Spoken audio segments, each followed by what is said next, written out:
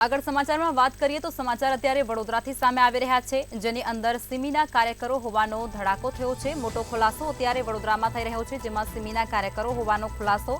સિમીના સંકબંધોને પકડવા માટે હવે મુહિમ પણ તેજ કરવામાં આવી છે, ત્યારે 12 શકમંદ શખ્સોની શોધખોળ પણ શરૂ કરી દેવામાં આવી છે। તપાસનો ધમધમાટ પણ હાથ ધરાયો છે, ત્યારે અનલોફુલ એક્ટિવિટીઝ ટ્રિબ્યુનલે જાહેર કર્યું છે આ લિસ્ટ અને ત્યારબાદ તપાસ તેજ કરાઈ। કલેક્ટર ઓફિસમાં નામ અને ફોટો સાથેની યાદી પણ લગાવવામાં આવી ચૂકી છે, ત્યારે સિમી સાથે સંકળાયેલા 12 જેટલા શકમંદની યાદી કલેક્ટર ઓફિસમાં નામ સાથે અને ફોટો સાથે લગાવવામાં આવી છે।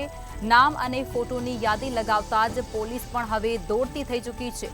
12 શકમંદ શખ્સોની શોધખોળ પણ હવે હાથ ધરવામાં આવી રહી છે। વડોદરાથી આ સમાચાર મળી રહ્યા છે, જેની અંદર સિમીના કાર્યકરો હોવાનો ધડાકો થયો છે, મોટો ખુલાસો થયો છે। ત્યારબાદ 12 જેટલા શકમંદ શખ્સોની શોધખોળ પણ હાથ ધરવામાં આવી છે અને કલેક્ટર ઓફિસમાં તેમના નામ અને ફોટો સાથેની એક યાદી પણ લગાવવામાં આવી છે અને તે બાદ હવે પોલીસ પણ દોડતી થઈ ચૂકી છે। પોલીસ દ્વારા તપાસ પણ હાથ ધરવામાં આવી રહી છે।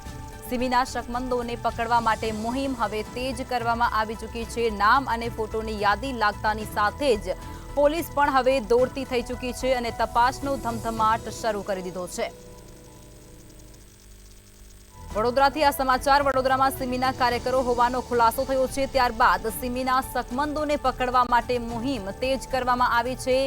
12 જેટલા શકમંદ શખ્સોની શોધખોળ હાથ ધરવામાં આવી રહી છે અને એટલું જ નહીં, કલેક્ટર ઓફિસ ખાતે આ તમામના નામ અને ફોટો સાથે યાદી પણ લગાવવામાં આવી છે।